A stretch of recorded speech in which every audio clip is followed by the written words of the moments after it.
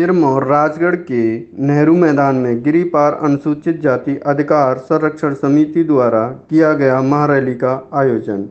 12 संगठनों के हजारों लोग हुए रैली में शामिल। नेहरू मैदान के एसडीएम ऑफिस तक निकाली एसडी राजगढ़ के माध्यम से देश के राष्ट्रपति व प्रधानमंत्री को भेजा ज्ञापन।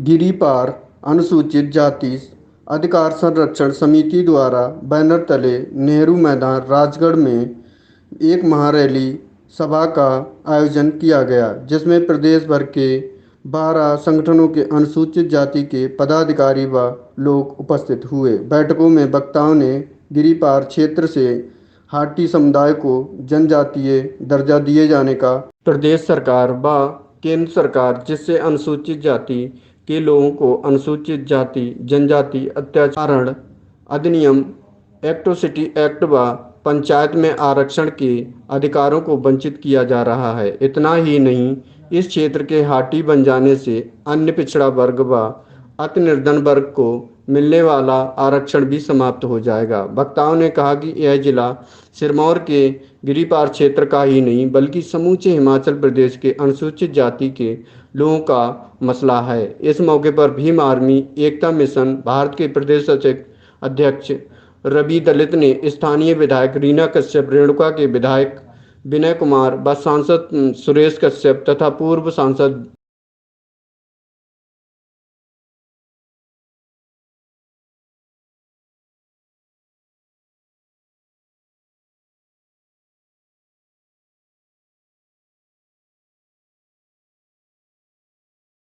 रवि दलित ने मुख्यमंत्री जयराम ठाकुर को चेतावनी देते हुए कहा कि यदि हाटी समुदाय को जनजातीय दर्जा दिया जाता है तो उनके निवास का घेराव किया जाएगा। रवि दलित ने कहा कि 40% लोगों के अधिकारों का हनन नहीं होने दिया जाएगा और यदि ऐसा होता है तो सरकार की ईंट से ईंट बजाई जाएगी। हम छाती ठोक कर कहते हैं कि हम एक जातीय संगठन हैं। 70 वर्षों से हिमाचल प्रदेश में नीला झंडा उठाने वाला कोई नहीं था, लेकिन भीम आर्मी एकता मिशन भारत के गठन के 1 वर्ष बाद पूरे प्रदेश को नीला नीला कर दिया गया है। उन्होंने कहा कि पश्चात विधायक रीना कश्यप, रेणुका के विधायक विनय कुमार, सांसद सुरेश कश्यप तथा पूर्व सांसद वीरेंद्र कश्यप ने कभी भी अनुसूचित जाति के हितों की बात नहीं की। उन्होंने सांसद सुरेश कश्यप को अनुसूचित लोगों के लिए बहुत महंगा बताया और कहा कि 2024 में उन्हें सबक सिखाया जाएगा। रवि दलित ने चुनौती दी और कहा कि उन्हें उनके घर में आकर बाहर किया जाएगा। रवि दलित ने उपस्थित जनसमूह से इन नेताओं का विरोध करने और उन्हें वोट न देने की अपील की। आओ करते हैं बात।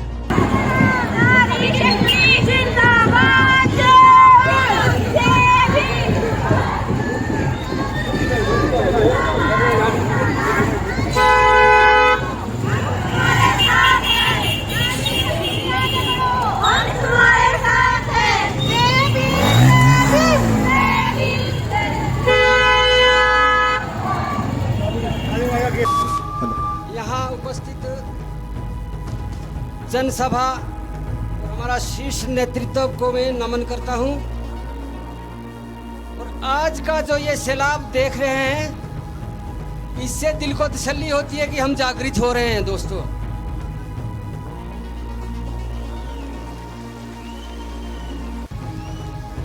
होठों पर मुस्कान और आंखों में नूर रहे, होठों पर मुस्कान और आंखों में नूर रहे, दिल में रहे इबादत और नजरों में फितूर रहे।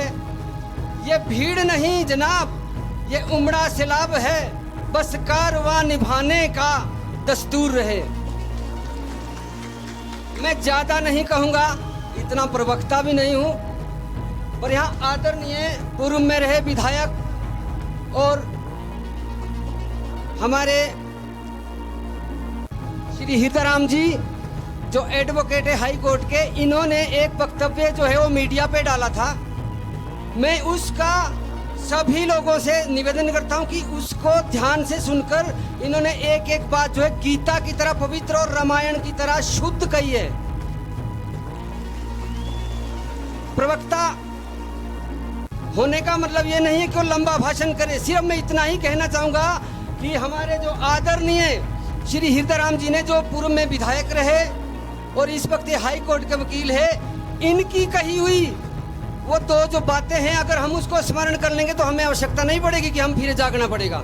हम समझो कि फिर जाग चुके हैं। इसी के साथ जय भीम दोस्तों, और सम्मानित मंच को फिर से मैं नमन करता हूं और आशा करता हूं कि हमारा मार्गदर्शन के लिए अपना जो योगदान दे रहे हैं उसके लिए हम भरपूर प्रयास करेंगे कि हम हमेशा इनके कहे हुए वक्तव्यों का पालन करेंगे।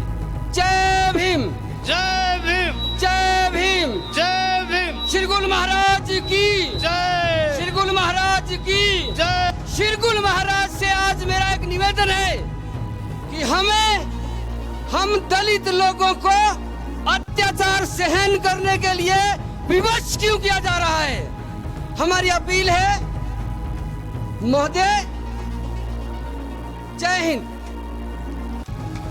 जय जय जय जय जय भीम, जय भीम, जय भीम, अरे जय जय जय जय जय भीम, जय भीम, जय भीम। बहुत सुंदर शब्दों से नवाजा भाई साहब ने।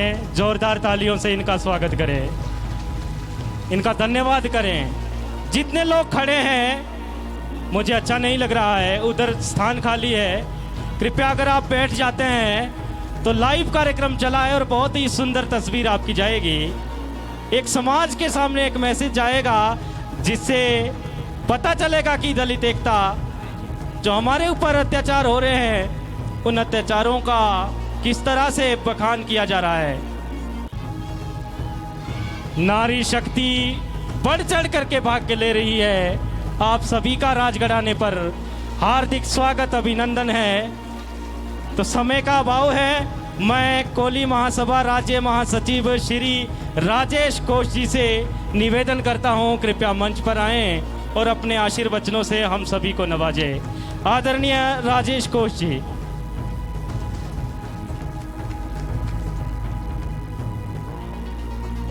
सभी को मेरा जय भीम, जय भारत। मंच पर आसीन तमाम संगठनों के पदाधिकारी, जिम्मेदार साथी, आज के इस कार्यक्रम में उपस्थित महिला शक्ति और तमाम बुद्धिजीवी जागरूक सिरमौर वासियों, आपको मेरा नमन है। आज इस बहुत बड़े एक इशू को लेकर हम यहाँ पर एकत्रित हुए हैं। हमें आज यहाँ से एक संकल्प लेकर जाना होगा कि आने वाले समय में इस मुद्दे को और पुरजोर तरीके से हम किस तरह से सरकारों के सामने, प्रदेश सरकार और केंद्र सरकार जो हमारे अधिकारों का हनन करने के लिए बैठी हुई है और जिसके लिए हमें एक होकर एक ऐसी रणनीति पर काम करना होगा जिससे हम इस मुद्दे को, इस जो लक्ष्य को लेकर हम घरों से बाहर निकले हैं, उसमें कामयाब हो सके। साथियों, हमें आज एक ऐसी ताकत बनकर खड़े होना पड़ेगा कि ताकि सामने वाली जो सरकार है, जो हमारे दुश्मन बन बैठी है, उसका मुकाबला, वो जो हमारे हकों पर, अधिकारों पर जो कुठाराघात करने के लिए आतुर है, उसका मुंह तोड़ हमें जवाब देने के लिए एक बेहतर रणनीति के लिए काम करना हमें आज की आवश्यकता बन गई है। साथियों, ना केवल ये हम धरने प्रदर्शन, इससे अकेले इन कामों से हमें उतनी कामयाबी नहीं मिलेगी जब तक कि इसको, इस प्रारूप जो हमारा ये जन संलाप उमड़ा है उसको एक ऐसा आधार देना पड़ेगा जिससे कि हम किसी भी आने वाली, क्योंकि अभी ये शुरुआत है, क्योंकि हम खुश हो रहे कि काफ़ी लोग आ गए हैं, अभी मैं इसे एक शुरुआत समझता हूँ, क्योंकि ये लड़ाई छोटी नहीं है, बहुत बड़ी लड़ाई है और सामने सरकार ऐसे मन बनाकर बैठी है कि वो ये करके हटेगी। साथियों, जो मुद्दे हैं विशेष करके जो एट्रोसिटी एक्ट है उस पर थोड़ा सा बोलूँगा। जैसे अभी जॉन सार बाबर के साथी उन्होंने यहाँ पर आकर बात रखी कि जॉन सार में क्या स्थिति है, कि नौर में जाइए वहाँ पर क्या स्थिति है। सीधा सीधा कहना होगा, जब एक क्षेत्र अनुसूचित जनजाति घोषित हो जाएगा तो एट्रोसिटी एक्ट वहाँ पर निरस्त हो जाएगा। मीनिंग देयर बाय कि यहाँ पर यदि कोई एट्रोसिटी अनुसूचित जाति के व्यक्ति के साथ होती है तो उस एक्ट के तहत कोई कार्रवाई नहीं की जाएगी। और सीधा सीधा जो अत्याचारी लोग हैं, जो शोषणकारी ताकतें हैं, उनको एक बल मिलेगा। जैसे आपने देखा होगा जिंदान मामले में स्वर्गीय केदार जिंदान जी, ये तो एक्ट था तो आज सलाखों के पीछे दोषी है, लेकिन कल को एक्ट ये नहीं रहेगा तो शोषण और ज़्यादा बढ़ेगा और हमारे पास एक जो अलग से एक संविधान की ताकत मिली है वो हमारे हाथ से चली जाएगी। आरक्षण है, पंचायती राज में है या दूसरी विधानसभा में है, वो अलग से उसका हमारा नुकसान होता दिख रहा है। साथियों, हमें गहराई से इस समस्या को समझना होगा कि आने वाले समय में यदि हम अनुसूचित जनजाति बन जाते हैं तो हमें क्या फायदे हैं, क्या नुकसान है, तमाम साथी जानते हैं। लेकिन घर घर गांव-गांव जाकर ये बातें टूट जाया करते हैं शाखों से वो पत्ते नहीं है हम, जो टूट जाया करते हैं शाखों से वो पत्ते नहीं है हम। अरे हवाओं और आंधियों को कह दो कि अपनी औकात में रहे, अपनी औकात में रह करके बात करें। चेहरा थोड़ा इधर। आज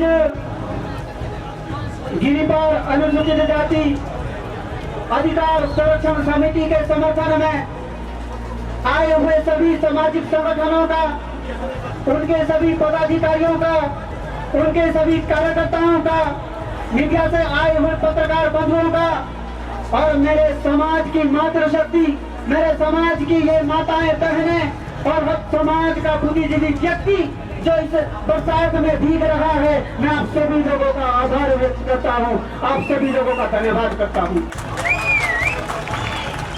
आज आप जो भीग रहे हैं ये तो सिर्फ कुछ चंद मिनट और 1 घंटे का काम है, परंतु आने वाली पीढ़ियां जब आपकी गुलाम होगी, आने वाले समाज की पीढ़ियां को जब गुलाम करके उन्हें बंधक बनाया जाएगा, उन्हें कुछ सीमाओं में बांध करके रख जाएगा, जब उनके हक व अधिकारों पर कैची चलाई जाएगी, वो जो बरसात होगी उस बरसात को आप कभी सहन नहीं कर पाएंगे। मुझे पता है यहाँ हर व्यक्ति, यहाँ हर माता, हर यहाँ बहन, हर यहाँ दोस्त, हर यहाँ छात्र और हर यहाँ समाज का बुद्धिजीवी व्यक्ति अपने घर का काम काज छोड़ करके आया है, अपना पैसा लुटा करके आया है, अपना वक्त दे करके आया है, परंतु आपकी ये आवाज बहुत लाजमी है। अगर आप आवाज नहीं उठाएंगे तो आने वाली पीढ़ियां हमेशा के लिए गूंगी हो जाएगी। और गिरिपार अनुसूचित जाति अधिकार संरक्षण समिति का अध्यक्ष हूँ और ये हमारे सभी पदाधिकारी है गिरिपार अधिकार संरक्षण समिति के। और यहाँ आज जो एक सफल रैली हुई उसके लिए मैं अपना घर बार छोड़ करके आए सभी माताएं, बहनें, भाई, पिता और समाज का बुद्धिजीवी वर्ग और सारे सामाजिक जो संगठन और उनके पदाधिकारियों का बहुत बहुत धन्यवाद करता हूँ। मीडिया से आए हुआ बंधु, पुलिस कर्मचारी और प्रशासन का जिन्होंने एक अहम भागीदारी की, उनका भी सबका धन्यवाद करता हूँ। और मीडिया के माध्यम से एक संदेश देना चाहता हूँ कि आज जो घिनौना जातिवाद का चेहरा हमें प्रशासन में देखने को मिला, 15 दिन पहले हमने सूचित कर दिया था कि गिरिपार के अनुसूचित जाति के संगठन और उनके लोग सड़कों पर उतरेंगे और कम से कम 20-25 हज़ार लोग सड़कों पर उतरे हैं। तो क्या 40% जो एससी की आबादी है उनका कोई क्या मान सम्मान नहीं है, उनका कोई स्वाभिमान नहीं है? 20-25 हज़ार लोग सड़कों पे उतरे और आपने प्रशासन से सारे पदाधिकारियों को भगा दिया। क्या वहाँ एसडीएम साहब नहीं होते थे? या सरा से एसडीएम साहब आ सकते थे, सोलन से एसडीएम साहब आ सकते थे, या वो भी अगर नहीं आ सकते थे तो हमारे एमपी और विधायक जो यहीं से है, जब हमने प्रशासन के माध्यम से सूचित किया कि आप विधायक और सांसद को बुलाइए, तो उन्होंने बोलने से मना कर दिया कि हम नहीं बोल सकते किसी को, ये हमारे प्रोटोकॉल में नहीं है। तो हमने बोला कि क्या फिर हम उनके घर तक जा सकते, तो उन्होंने बोला नहीं, ये प्रोटोकॉल के खिलाफ होगा और हम सड़क में आप लोगों को नहीं निकलने देंगे। तो इस तरीके का जो ये घिनौना जो चरित्र प्रशासन का आगे आया, ये बहुत ही शर्मनाक है। और ऐसी ही चीज़ें हमें एक तहसील कार्यालय से लेकर के सचिवालय तक देखने को मिलती है। हमारे सभी पदाधिकारियों को मारने की धमकी दी गई, काटने की धमकी दी गई, गिरिपार में ना आने की धमकी दी गई, क्योंकि हम कुछ स्टूडेंट विश्वविद्यालय में पढ़ते हैं, मैं एडवोकेट हूँ, और कुछ हमारे जो पदाधिकारी है उनको बोला कि आपको इधर नहीं मानेंगे, उनको मारेंगे, काटेंगे, और ऐसे नारे दिए जब हाथी विरोधी काटे जाएंगे तो राम नाम चिल्लाएंगे। आप तो भगवान को भी बदनाम करने में लगे हुए। भगवान ने कब बोला कि तुम ऐसी चीज़ें करो? परंतु इस बात से हम बड़े ही चिंतित है। इस तरीके का जो ये सरकार का दोहरा मानसिकता, ये बहुत ही शर्मनाक और चिंताजनक है। और हम उनसे उम्मीद रखी थी कि भी हमारी बात को पहुंचाया जाएगा, परंतु हम 3-4 बार सड़कों पर उतर गए, हजारों की संख्या में अभी तक सकारात्मक प्रतिक्रिया नहीं आई। और मुख्यमंत्री को और सरकार को, बीजेपी सरकार को हम चेता देना चाहते हैं कि ये जो भी 25,000 लोग आए, इनके पीछे भी 25,000 परिवार भी है। जिला सिरमौर की 40% आबादी आपको कभी भी माफ नहीं करेगी, और हम इस बात का जवाब आने वाले कभी भी किसी भी वक्त में दे देंगे। जी।